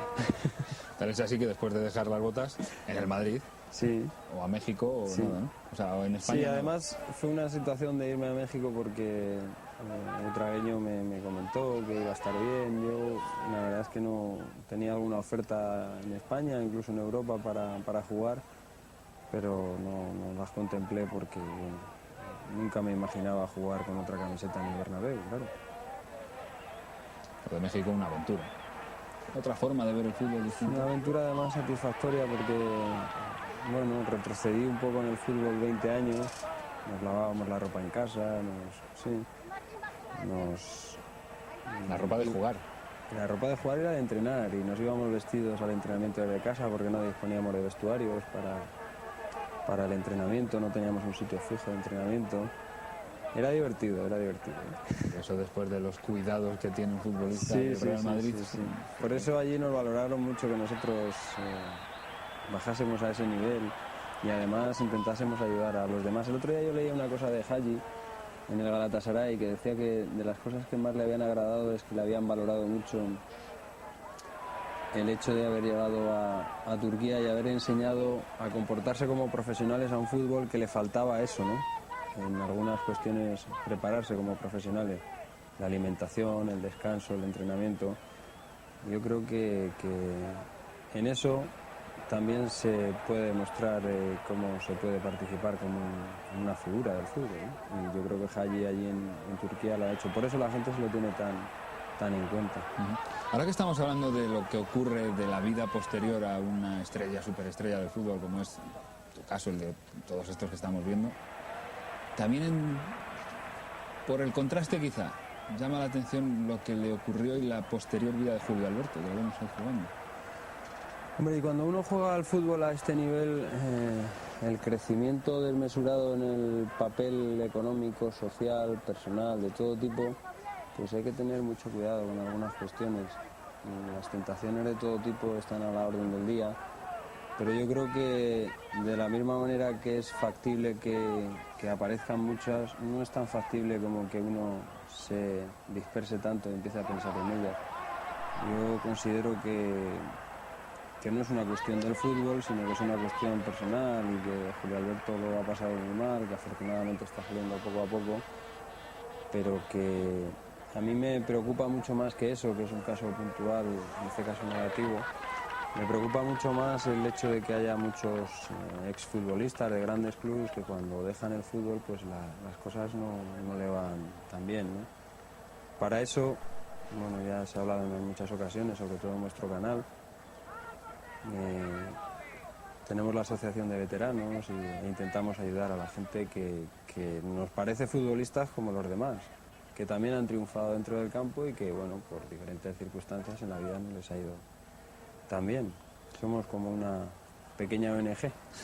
¿Pero a qué se puede deber que en un momento dado ocurra lo que, por ejemplo, le ocurrió a Julio Alberto? Si me apuras también podemos incluir ahí Maradona. Hombre, lo de Maradona es incomparable, ¿no? Yo considero que bueno, atraviesan muchas cosas por delante de ti y que uno debe intentar ser objetivo y saber en qué puesto está. Yo creo que todo obedece a una cuestión personal y que es difícil tener una valoración clara si a ti no te pasa, ¿no? Entonces yo creo que lo importante del fútbol es que, igual que el deporte, te aleja de muchas cuestiones de ese tipo, ¿no? Tan diferente, tan duro y tan difícil es dejar el fútbol. Yo creo que el gran problema del fútbol es no estar mentalizado para dejarlo, para saber que hay un día después. Yo creo que lo que hay que intentar hacer es, a la vez que vas viendo que has sumado un día más como futbolista, pensar que puede haber un día menos para acercarte al final, ¿no? Hay que preparar tu vida y sobre todo preparar tus amistades, porque eso influye bastante. Bueno, dejemos ese tipo de cosas, que estamos en un partido de fútbol. 10 minutos de la segunda parte, sigue ganando el Real Madrid 2-1. Y la segunda mitad prácticamente como la primera, ¿no? El Barcelona ahí esperando y si surge algo arriba. Pero fíjate que el Barcelona no llega prácticamente a nuestra portería, nosotros tenemos más posibilidad de éxito, aunque casi todo queda ahí en la frontal del área. Nos falta un poquito de tiempo, un poquito de claridad. El Barcelona, desde luego, en esta segunda mitad está inofensivo, incluso jugando yo de defensa. No me está poniendo mucha prueba. Bueno, la verdad es que se te está viendo poco, más cuando te vas hacia arriba. Sí. El balón para Schuster. Se ha cambiado la camiseta y el pantalón Hugo Sánchez, porque recordarás en el gol que aparecía rebozado en barro, ahora aparece blanco. Se cambiaba de todo, era muy coqueto. Fíjate, Camacho, cuando uno viene a recibir al centro del campo, da igual el delantero que venga, Lineker o Carrasco, aparecen siempre Chendo y Camacho. Coqueto, Hugo. Sí, que era coqueto, sí. Cuéntanos alguna anécdota buena. ¿O no se pueden contar directamente? Sí, hombre, los periodistas se quejaban mucho que habitualmente después del entrenamiento tardaba como más de hora y media en salir del vestuario. Bueno, se cuidaba mucho, se daba sus cremitas, su cuidado del pelo, etcétera. Hombre, era coqueto, no está mal. De esos hay muchos, ¿eh? No muchos, algunos. ¿También te incluyes tú? No, ojalá. Me refiero a jugadores, jugadores que tardan una hora y media. Yo cuando uno acaba de entrenar o de jugar, no te voy a decir una ducha rápida, pero yo creo que estar tanto tiempo en el vestuario parece un poco... No voy a dar nombres, pero después de los partidos sí que en algún jugador nos hemos preguntado, pero ¿qué hace? ¿Qué hace? Cierto. Pues a lo mejor está reclamando... A lo mejor está reclamando protagonismo, nunca se sabe, ¿no? Que también puede ser otro objeto de la coquetería. Puede ser. La falta sobre Paco Llorente, ahí en una posición peligrosa donde indica Uribe Velázquez que regaló un penalti, y menos mal que después no se le ha vuelto a anotar. Bueno, no ha tenido mucha oportunidad tampoco para poder intervenir. Y ya se está viendo allá al fondo a Hugo Sánchez incomodando a Zubizarreta. Incordiando. Al final no ha habido demasiado entre ellos, mete el puño en la mano Zubizarreta y el disparo, vaya parada ahora. El disparo de Maqueda. El disparo de Maqueda. Que no ha hecho, vuelvo a insistir, no está haciendo demasiadas oportunidades el Real Madrid. No, pero lo cierto es que la respuesta de Zubizarreta a los escasos disparos nuestros siempre están siendo efectivas. Fíjate ahora qué parada ha hecho. Que poner el partido 3-1 a nuestro favor hubiese sido ya definitivo. Sí, porque con este resultado y ante el Barcelona no se está demasiado a gusto, ¿no? Incluso si ellos no llegan arriba, como Sí, está ocurriendo ahora. pero ya te digo que un gol de ventaja es un resultado bastante sustancial para pensar que la diferencia no es grande. Un gol es mucho entre estos dos equipos. Sí, pero un gol también te pone con el empate. Sí, sí, sí. Ha sacado, fíjate cómo ha sacado ahora el balón Schuster para Julio Alberto. Y vuelve a recuperar el Real Madrid, Maqueda, y vuelta a empezar. Maqueda recupera muchos balones, está siempre, cada vez que yo salgo de las posiciones de defensa, o bien para sacar el balón jugado o para intentar cortar como ahora, que me he chocado con un gordillo. Choque de trenes. Sí, sí, sí, sí. Y fíjate cómo Maqueda ya estaba presto para esa situación. Ahí llega el agua milagrosa y en 15 segundos todo futbolista de parecer que está medio muerto sale a jugar al fútbol. Yo creo que muchas veces te asustas más del golpe que tienes o de lo que se ha producido que de lo que realmente te ocurre posteriormente, ¿no? Ya te quedas en el suelo, ves que tienes todo en su sitio más o menos y otra vez Hace mucha pamplina ahí también. No, lo que pasa es que sí es cierto que jugadores que tienen un golpe son capaces de seguir jugando, porque ese golpe, si es un golpe no pasa nada. Puede ser más o menos doloroso, pero no pasa nada. El problema es una torcedura de alguna articulación, el tobillo, la rodilla. Eso es mucho menos para hacer cuento. ¿Cómo te ves 13 años después? ¿Qué sensación te deja verte en un partido? Pues no sé, prácticamente no me conozco por todo, ¿eh? O sea, quizá también sea por el equipaje, no sé. Por ejemplo, ahí llevando el balón. Además ese día, fíjate, era el primer día que jugaba con lentillas. Es verdad, ¿eh? Yo tenía... bueno, siempre había sido miope, pero yo no lo sabía. Y hasta que un día ya empiezo a tener dolores fuertes de cabeza, sobre todo después de los partidos, y pensé que eran, no sé, normales. Y me estuvieron haciendo pruebas de todo tipo hasta se dieron cuenta que yo era miope. Tanto es así que un día en el Bernabéu sacaron el cartel del 6 y yo estaba en la otra banda. Creí que era el 8. Y cuando llegué allí me dice Benaker, no, si no es a ti, digo, no, si vengo a beber agua.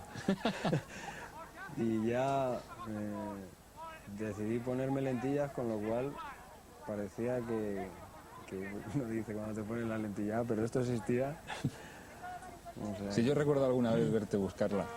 Sí, un día con el Barcelona además, que Víctor, jugador del Barcelona, me dio con un dedo y me quitó la lentilla. ¿Y apareció? Sí, porque la vi caer, la cogí y seguí en la jugada y luego me la estuve poniendo.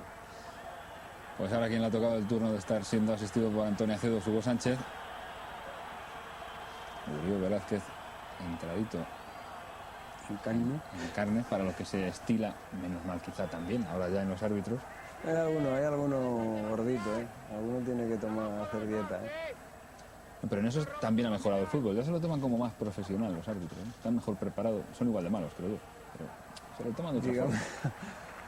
Digamos que los árbitros... ¿Tú crees que han cambiado tanto? Yo creo que se manejan en las mismas coordenadas que hace tiempo, ¿eh? Físicamente no están algo mejor. Condiciones físicas. Posiblemente, pero yo hay algo que no entiendo mucho de cómo está el fútbol ahora mismo, que se sabe absolutamente todo de todos, menos de los árbitros. No se sabe quién lo ha hecho mal, quién baja, quién sube, por qué bajan, por qué suben. Se han arbitrado mal y han tenido un error técnico, ¿por qué no lo hacen en las próximas 3 semanas? Es decir, yo creo que deberían ser públicos, porque es un personaje que también entra dentro del espectáculo. ¿Y tú crees que porque un árbitro no tenga un castigo, vale para algo ese castigo? Hombre, yo creo que no, porque con frecuencia los castigos lo que le hacen es dudar más, y si un árbitro duda, estamos en un problema mayor. Si te pregunto por el peor que has visto, ¿me contestas? He visto algunos. Yo creo que la mayoría de los árbitros que fallan con tanta frecuencia y que se comportan de manera desacertada es porque nunca han jugado al fútbol, ¿no? Yo creo que uno que ha jugado al fútbol en el nivel que haya sido, ¿no? Viendo la reacción de los jugadores, el comportamiento de ellos, es capaz de arbitrar un partido. Otra falta más. Otro día leía de un árbitro decir que a él nunca le había interesado el fútbol hasta los 21 años y que él jugaba al baloncesto y que de repente vio una buena posibilidad de ser árbitro y de hacer deporte y que por eso se hizo árbitro. Me sorprendió. Y leí una vez una cosa de un futbolista inglés, Andy Gray, que ahora es comentarista de la televisión inglesa, que decía: los árbitros son los que mejor conocen las reglas, pero los que peor la aplican, ¿no? Porque las leyes, como las reglas del fútbol, son amplias y para interpretarlas, ¿no? No se suele medir con el mismo rasero. La falta que hemos visto de Hugo Sánchez viene precedida de una imagen que a mí me ha parecido muy curiosa. Si te has dado cuenta, y si lo podemos volver a recuperar, después de la falta aplaudía Hugo Sánchez al árbitro, como diciendo, no sé si es falta o no, da igual, pero gracias porque me la has puesto en el sitio. En el sitio idóneo. Bueno, a lo mejor le aplaudía a Hugo como para decirle: hombre, te he dicho que midas la barrera y lo has hecho, gracias. Hugo Sánchez era muy insistente con los árbitros, ¿no? ¿No me contestas por el peor y por el mejor? Pues no he tenido yo... Mira, ahí está Hugo Sánchez. Mira, ahí está la imagen. No es que sea yo especialmente fans de los árbitros, ¿eh? Entonces, hombre, yo creo que de los mejores... los mejores que he visto ha sido Díaz Vega, es un árbitro que me ha gustado mucho, sobre todo porque su condición física le permitía estar cerca del juego. Está echando también la velocidad. Con Gary Winston Lineker. Siendo que incluso llegó a jugar, recuerdo, en algún momento alguien le llegó a colocar, a probar con él de centrocampista. Sí, de organizador con Tosak. Schuster de libre, siendo de organizador, Aldana de central, cuando jugábamos con dos centrales y dos hombres abiertos, Sanchís de lateral derecho.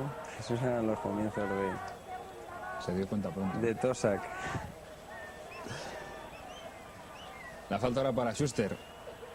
21 ya de la segunda mitad. De momento el marcador igual que al descanso. 2-1, los dos de Hugo Sánchez. El primero de penalti y el segundo de remate de cabeza a centro de Rafael Gordillo.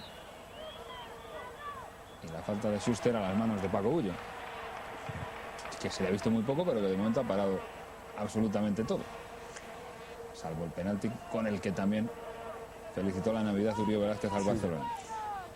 Recuerdo que hablando un poco de la posición de Sanchís otra vez de lateral derecho con Tosak al comienzo de temporada y eso, y algún partido de liga, Tosak era muy persistente en los hombres que tenía cerca del banquillo, y cuando Sanchís jugaba de lateral derecho le llamaba constantemente, y Manolo Sanchís tenía algún problema auditivo, lo cierto es que no lo escuchaba nunca, ¿no? Y decía Tosak que no sé por qué Manolo Sanchís no me escucha. Y yo le decía, a lo mejor es que no quiere jugar ahí, ¿eh? Y decía, bueno, eso está bien, pero eso no le hace que sea sordo. Aquellos cambios la verdad es que no fueron... Al final todo volvió a su normal desarrollo y a los sitios naturales, porque el equipo funcionaba lógicamente con la normalidad. ¿Y qué comentabais vosotros? A ver a Schuster atrás del todo, cuando todavía estaba en plenitud de facultades para jugar, crear, dar, meter goles. Yo creo que Tosak tenía un problema con Schuster. Le buscó más el sitio porque él pretendía que ese jugador que jugase por delante de la defensa fuese defensivo y no es precisamente Schuster un jugador defensivo, ¿no? Pero ahí ocurre como en todo, ¿no? Comentáis vosotros también. Sí, nosotros teníamos cierto recelo con las variaciones que había habido, tan drásticas además. Pero, bueno, al final todo se va amoldando porque el rendimiento cuando es en una posición natural sube bastante. Estamos hablando de Tosak y estamos viendo un partido en el que está en el banquillo Leo Benhacker. Y siempre yo he oído, y sobre todo creo recordar, que el mejor fútbol, a pesar de los 108 goles con Tosak, el mejor fútbol lo hicisteis con Benhacker. Sí, porque además él sí que consiguió trasplantar esa idea del fútbol holandés, desenfadado, atacante, mirando siempre la portería contraria, trasladarlo a la idea de lo que era el Real Madrid y lo que es el fútbol español.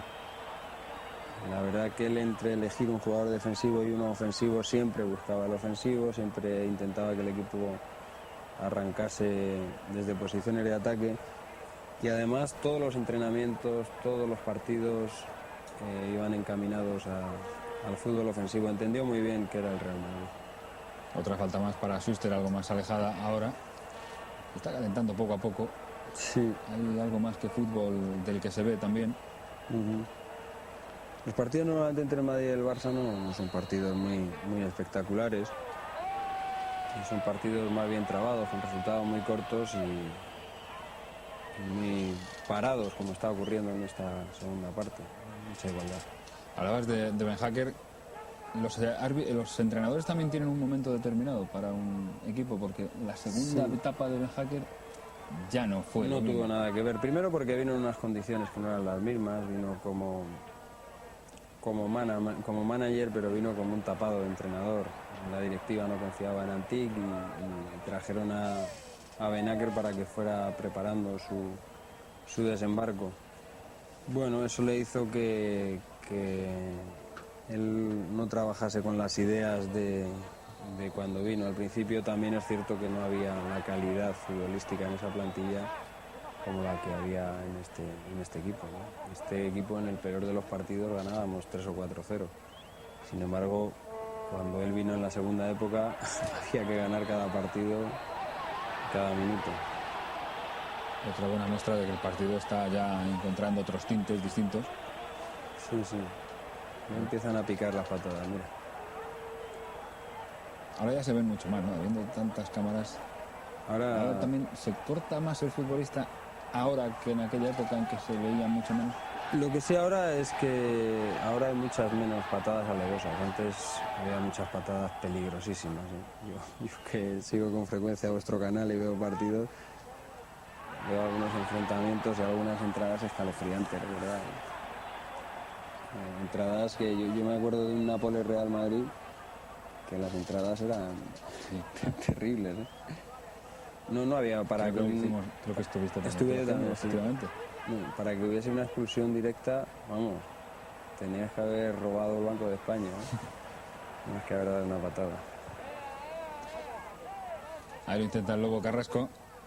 27 minutos de la segunda mitad, seguimos con el mismo resultado. La segunda parte muchísimo menos vistosa que la primera. Tampoco fue para no fue fiesta la primera, pero esta segunda... Hombre, ha sido una segunda parte igual que la primera, con el agravio de que no ha habido goles encima. Sí, pero lo que también es curioso es que el Barcelona no quema naves, no se va arriba buscando el empate. Sabes que ellos no tenían mucha carencia ofensiva. Ellos, fíjate dónde viene el Lobo Carrasco a recibir el balón, Schuster está muy vigilado y los demás no tienen un criterio muy definido para hacer fútbol de ataque.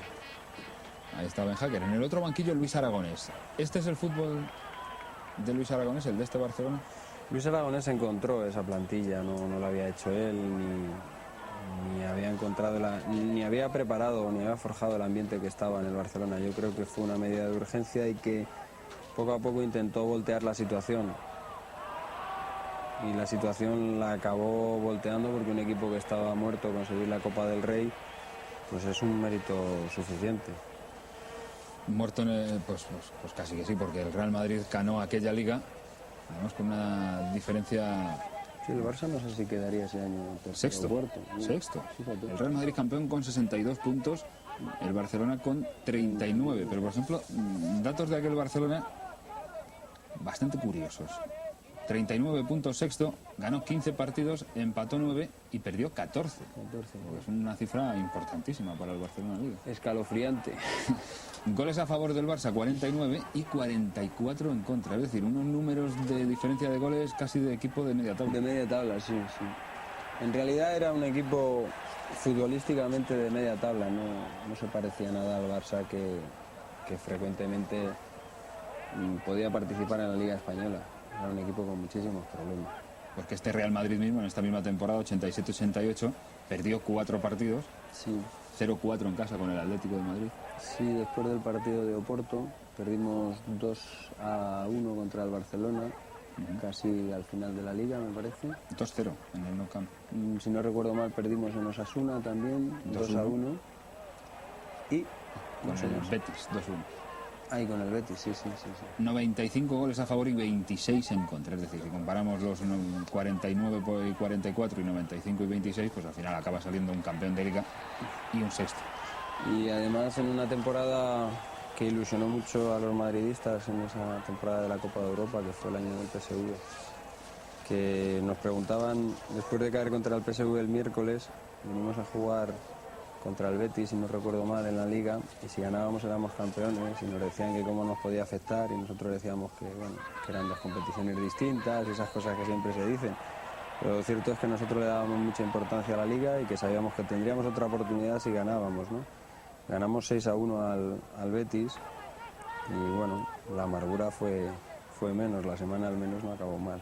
Ese es el año fantástico para mí, aunque se cayeran semifinales. Primera eliminatoria con el Nápoles 2-0 y 1-1. Segunda eliminatoria con el Oporto 2-1 y 1-2. Cuartos de final Bayern de Múnich 3-2 y 2-0. Y luego el PSV 1-1 y 0-0. Bueno, ahí el fútbol, que había sido especialmente bondadoso con nosotros, habitualmente en cuanto a premios recibidos, pues fue injusto con nosotros. Pero algo habrá quedado en la historia cuando hemos sido un equipo que sin ganar la Copa de Europa pues somos jugadores no solamente reconocidos sino valorados. Aquel año el PSV que encima ganó por penaltis con el empate al Benfica, en la final de la Copa de Europa. O sea que no fue un ganador.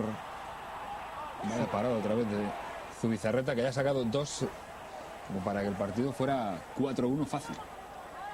Además éramos un equipo que atacábamos muy bien, pero que también teníamos un gran contraataque. Éramos un equipo rápido en cuanto al toque y a la incorporación de jugadores. Por eso, cada vez que el rival se descuidaba, pues se lo hacíamos pagar. Ahora el Barcelona se había equivocado, hemos hecho un contraataque, la jugada de Martín Vázquez, fíjate en lo que ha acabado. Me baja a recoger, vaya toque, vaya recorte ahora de Jankovic. Que lo hacía todo tan fácil. Y Martín Vázquez hacia Paco Llorente, que tampoco se le ha visto demasiado en esta segunda mitad, ¿no? Fuera de juego. Fácil, claro, ahora es fuera de juego. 33 de la segunda. Se mantiene el 2-1. Ni el Barça que nos acerca, con lo cual estoy ganando oposiciones para seguir en ese puesto de libre algún día más, porque si le ganamos al Barça conmigo de libre era un hándicap añadido, ¿no? Oye, pues ahí te has colocado en el sitio de un libero que lo hubiera hecho toda la vida. Sí, hombre, simplemente estar atento al juego, ya te digo, lo ver de frente y yendo hacia la orientación del juego, pues... ¿Es más fácil crear que destruir o al revés? ¿O más difícil? ¿Qué es? Bueno, yo creo que eso depende de la facilidad que tenga uno para creer o destruir. Destruir no es fácil, ¿eh? Saberse colocar y saber defender y saber meter el pie en el momento idóneo no es fácil, ¿eh? Cuestión de condiciones naturales. Claro. Por eso el valor siempre hay que dárselo a cada uno en su lugar, ¿no? Como decía al principio, nosotros valorábamos mucho el trabajo que hacía Chendo, Sanchís, Camacho, porque era un seguro de vida para que los de arriba nos luciésemos.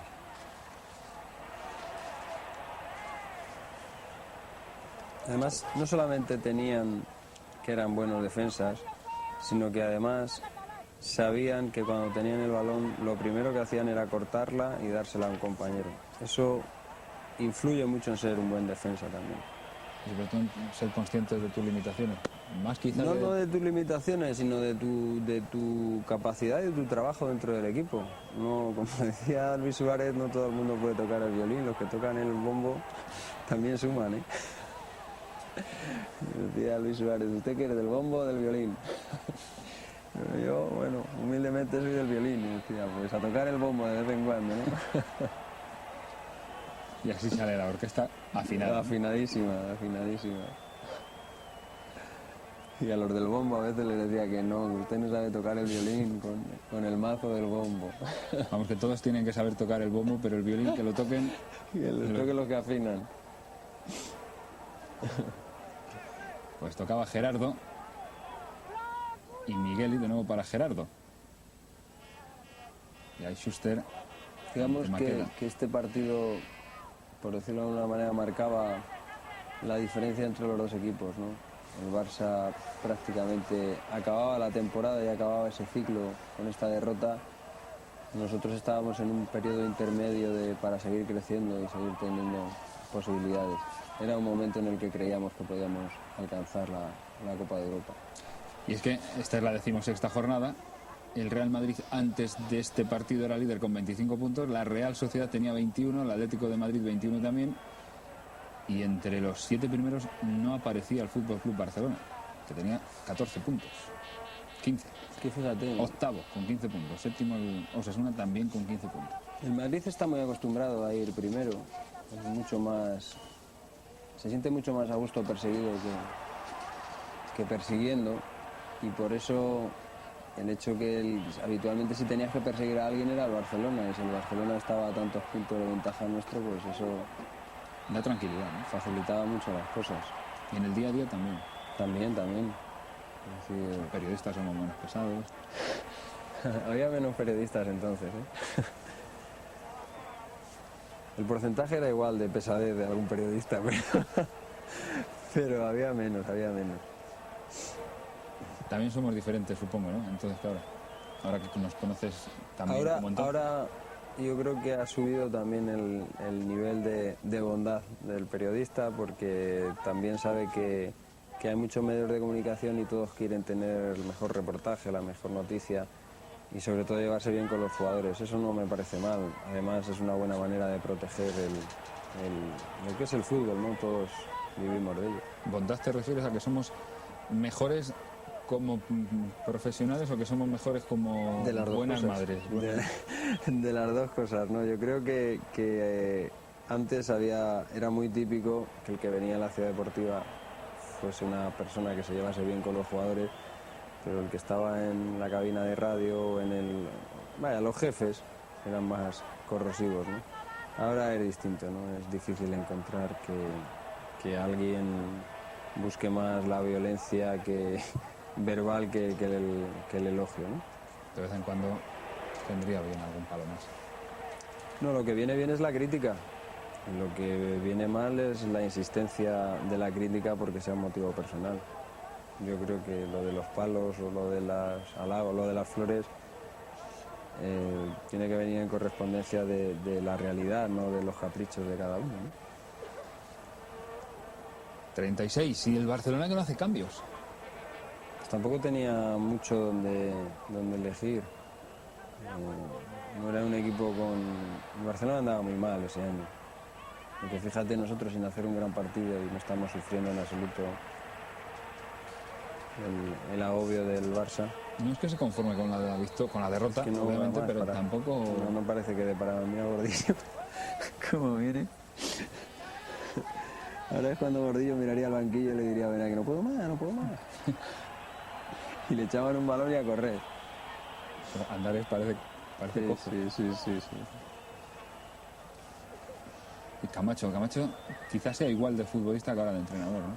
Por lo menos viéndolo desde fuera. Sin embargo, Camacho como sensación. futbolista era un hombre dotado para la defensa y como entrenador le gusta más el ataque que la defensa. Siempre elige jugadores que juegan bien al fútbol. O sea que ha sufrido ahí Se ve que como los ha sufrido tanto cuando él jugaba, a los que jugaban bien y a los que eran habilidosos, pues sabe que la mejor manera de ganar un partido es poner a los que pueden tener capacidad de resolver un partido. Sin embargo, Víctor, que ahí le vemos en el centro del campo del Barcelona, más bien, no voy a decir leñero, pero sí trabajador de recuperar balones, Sí. como entrenador en el Villarreal se asemeja bastante más. También es otra circunstancia. Es un entrenador con éxito, porque cuando estuvo en el Mallorca tuvo éxito, ahora en el Villarreal también, en el Lleida también estuvo a punto de ascender a primera. No es un mal entrenador, al contrario, no tiene mucho que ver con sus actitudes técnicas en el fútbol. ¿Y qué necesita un jugador para luego después pasar al banquillo? Porque muchos del Pues Real Madrid, casos como tú, según el no, oficialismo, 7 años de carrera. Que parece que uno va a sacarse el carnet de doctor en medicina más que de entrenador. Y aparte de eso, Y bueno, yo creo que la capacidad se le supone a uno, ¿no? Después de tantos años como profesional. Otra cosa es que sepas transmitir tus conocimientos, pero eso suele pasar en todo. vaya balón que ha recuperado Fíjate en Maqueda. el contraataque, como mira Gordillo que no podía correr hace 5 segundos, creo que eres tú el que está por ahí, el que toca de tacón, Sí, sí. y al final acaba de meter una mano sensacional de nuevo Zubizarreta. Otra. Sí se aprovechó bien el contragolpe. Fíjate que vamos ganando 2-1 y que la verdad que ha hecho Zubizarreta 4 paradas que eran ocasiones claras de gol. La verdad es que 3-2. También fíjate dónde estaba Hugo Sánchez, que era el que mejor estaba sin lugar a dudas para marcar. Hugo Sánchez siempre alerta, por si acaso. Y los defensas ahí en ese caso es donde no saben dónde salir. Te dejaba solo, pero es que si no te dejas solo dejas al otro. Claro, claro. Pero voy a intentar de nuevo Hugo Sánchez desde la esquina. Que tampoco es muy normal. Nunca. Lo que pasa es que como yo estaba atrás y que era el que habitualmente sacaba los córners y era por aquella banda, fíjate dónde estaba yo. Y nos quedan 5 minutos para el final. Después de terminar un partido también es diferente si es el Barcelona. Sí. De hecho se celebra como si se hubiese conseguido algo más que los 2 puntos. Yo creo que cuando no puede ser un partido más, porque cuando uno coge el calendario al principio de liga, cuando sale el sorteo de las jornadas, directamente va a mirar a ver cuándo juega contra el Barça, ¿no? Yo creo que eso es normal, por lo tanto una victoria pues se toma como es una victoria contra el Barça. Desde luego que es especial y la satisfacción es doble. Ahora está un poco lejos, pero Hugo lo intenta. No ha dejado ni una, ¿Has visto? Ahora ha sido cuestión de pizarra. Esa pizarra que se suba hasta ahora en el Bernabéu. Sí. El chileno. ¿En esa pizarra es en la que se plasma la estrategia o es en el día a día? Sobre todo en el día a día, ¿no? Yo creo que la pizarra es una pizarra de recordatorio, de cosas puntuales, ¿no? Más al principio del partido, de marcar quién hace la barrera, los córners a favor, los córners en contra. Y sobre todo en el descanso un poco variar el ritmo o el rumbo de los errores, ¿no? Los partidos se preparan mucho más durante la semana que en la charla esa que se habla habitualmente antes del partido. Cuando se llega a eso ya está definido todo. El otro día hoy decía alguien que esa pizarra, la cantidad de cajas de tiza que debió utilizar Benito Floro. Sí, Benito Floro era, como era maestro, se ve que estaba muy acostumbrado a trabajar sobre ella. Es cierto que era tan meticuloso en la estrategia, Era muy meticuloso, además fue de los entrenadores que cuando llegó aquí más incidió en el tema táctico, algo en el que nosotros estábamos un poco peces, ¿no? Porque habíamos basado toda nuestra fuerza, nuestra ventaja en nuestra calidad técnica y resulta que cuando los equipos y las plantillas se habían igualado, nosotros teníamos que tirar de una táctica y una estrategia que habitualmente no teníamos, no la necesitábamos, ¿no? Fíjate qué estrategia, falta, tiraba Hugo Sánchez dentro, tiraba Schuster dentro.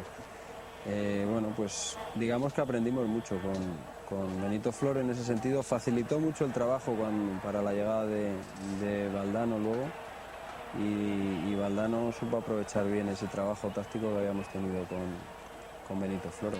Con Floro hubo tantos cambios que quizá por el fútbol ser tan conservador como es, no salieron bien del todo. Me refiero a psicólogos, a... Sí, yo creo que Benito Floro tenía una idea del fútbol relativa de lo que necesita un equipo grande. Yo creo que quiso poner en funcionamiento cosas que seguramente habría que poner en un club como el Real Madrid desde la cantera.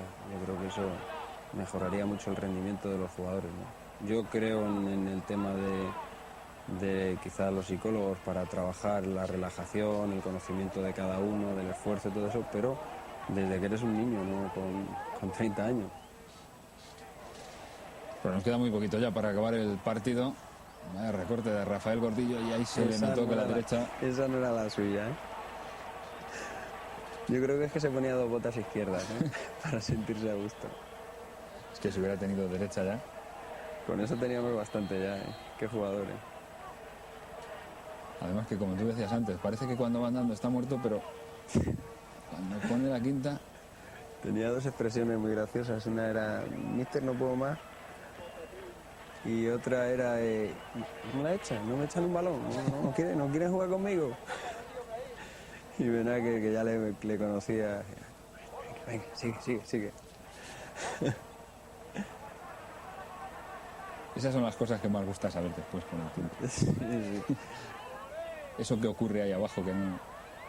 Es todo mucho más normal de lo que se dice, quiere decirte que no hay ninguna cosa extraña. Eso que decía, hombre, el vestuario del Madrid, la cocina, tal.